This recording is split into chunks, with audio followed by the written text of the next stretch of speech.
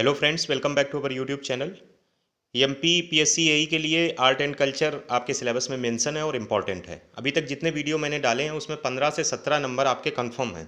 बाकी ट्रस्ट के ऊपर है, अगर आप ट्रस्ट नहीं करते हैं, अपनी तरफ से मेहनत करके और अच्छा सोचते हैं, बना सकते हैं, तो वो आपके ऊपर निर्भर है। बाकी मैं अपनी ड्यूटी निभा रहा हूँ। जो भी मुझे चीज़ें हैं एक बार ही कहना अच्छा लगता है और उसी के अकॉर्डिंग चीज़ें होती भी हैं। झाबुआ जिला भीली गुड़िया शिल्प कला का प्रमुख केंद्र माना जाता है। ये जो भी चीज़ें लिखी हैं ये सब अपने आप में बहुत इंपॉर्टेंट पॉइंट्स हैं। भीली गुड़िया शिल्प कला का प्रमुख केंद्र किस जिले को माना जाता है? तो झाबुआ जिले को माना जाता है। बट्टोबाई किस क्षेत्र से संबंधित हैं? अंतर्राष्ट्रीय स्तर पर फेमस हैं, तो गुड़िया कला से संबंधित हैं बट्टोबाई।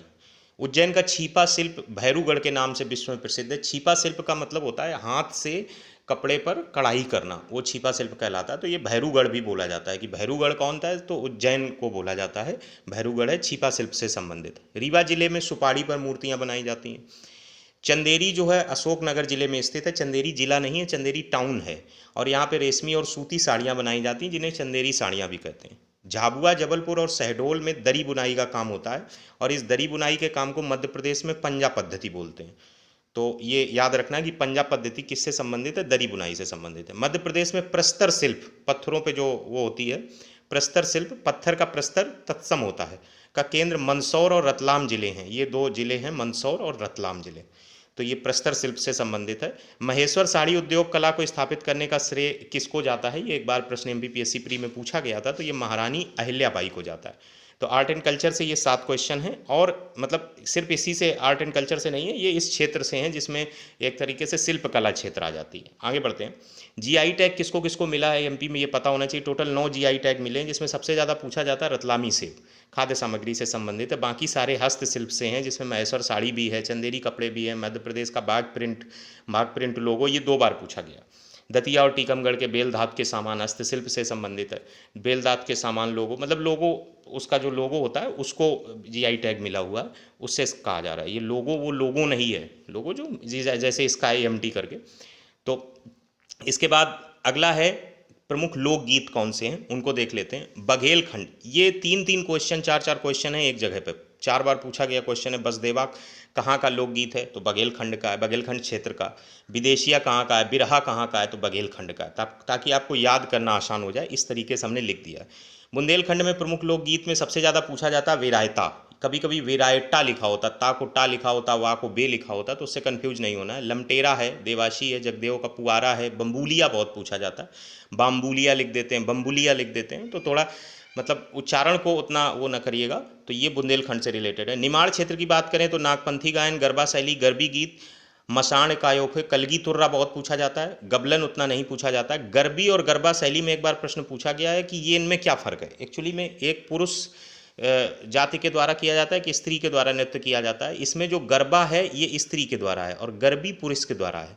ये चीज़ याद रखिएगा, उल्टा है, थोड़ा गरबी से फील आता है, एक तरीके का स्त्रैण का फील आता है, लेकिन गरबी जो है वो पुरुष प्रजात के द्वारा है, जबकि गरबा स्त्री प्रजात के द्वारा।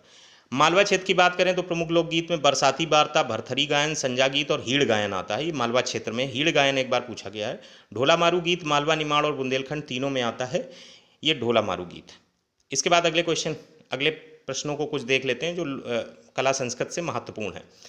ये प्रश्न 9 प्रश्न पूछे गए हैं डिफरेंट एग्जाम्स में, 2-2 बार, एक बार, 3-3 बार भी पूछे गए हैं, तो उनको हमने एक जगह रख दिया। देखिए, मेले की बात करें तो 47 मेले हैं मध्य प्रदेश में, तो आप बैठ के 47 याद नहीं करेंगे, सभी अलग अलग डिस्ट्रिक्ट, अलग अलग टाउन में होते हैं, तो इतना आसान नहीं होता है। तो जो क्वेश्चन पूछे गए हैं उनको कर लेते हैं, तो कम से कम हम सेफ जोन में रहेंगे। उनसे कुछ आ जाता तो कर ले जाएंगे।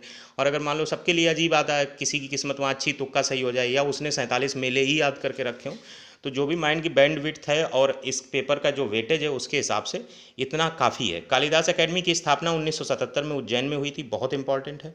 उस्ताद अलाउद्दीन खां संगीत एकेडमी की स्थापना 1979 में भोपाल में हुई थी, सेकेंड इंपॉर्टेंट है। मध्य प्रदेश तुलसी एकेडमी की स्थापना 1987 में की गई थी, ये भी महत्वपूर्ण है। मध्य प्रदेश फिल्म विकास निगम की स्थापना 1971 में की गई थी। चारों इंपॉर्टेंट, इनमें से एक आना मतलब पॉसिबल है।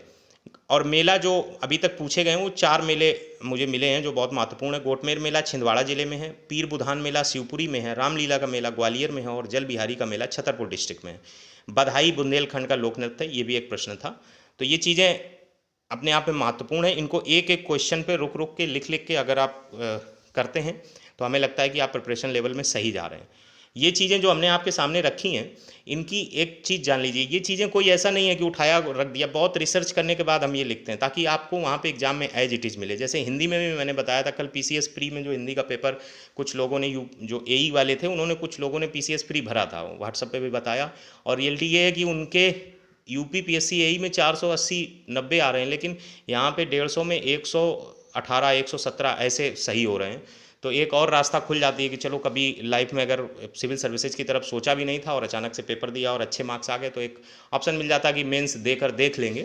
खैर वो महत्वपूर्ण नहीं है, महत्वपूर्ण यही है कि उसकी हिंदी जो थी वो भी एक एक क्वेश्चन इसी जो हमने आपको छोटे छोटे वीडियो बनाए थे उनकी मदद से हो जा रहा है। तो ये इंपॉर्टेंट है, जो इंपॉर्टेंट चीज़ें हम आपको बताते हैं वो अपने आप में रिसर्च्ड हैं, वो ऐसे नहीं उठा के रखी गई हैं। तो उन पर बिलीफ रखिए, ट्रस्ट रखिए, और नेक्स्ट वीडियोज में हम और जो चीज़ें छूट रही हैं उनको कवर करेंगे और स्पीड बढ़ेगी। आफ्टर 15 रेगुलर वीडियो आएगा, आपको नंबर ऑफ क्वेश्चंस अच्छे रहेंगे और रिसर्च रहेगी, ताकि आपको चीज़ें एज इट इज़ मिले और बेहतर हो आपका पेपर। बाकी सिविल इंजीनियरिंग में आप मेहनत करते रहिए। याद रखिए इन्वायरमेंटल इंजीनियरिंग एमपी पीएससी एई की डिफरेंट तरीके से पूछी जाती है, तो उस पर बहुत कायदे से रिसर्च कर लीजिए। 4-6 फार्मूले उसमें ऐसे हैं जो थोड़े अनकॉमन हैं, जो आपके बुक्स में भी बहुत रेयरली कहीं मेंशन है, तो उनको देख लीजिए जिस पॉइंट ऑफ व्यू से उसमें क्वेश्चन इन्वायरमेंटल इंजीनियरिंग में आते हैं। बाकी सिविल से रिलेट करके एक आध वीडियो भी मैं डाल दूंगा जिसमें आपके वहाँ पे मार्क्स कुछ ना कुछ बढ़ जाएँ। Thanks for watching.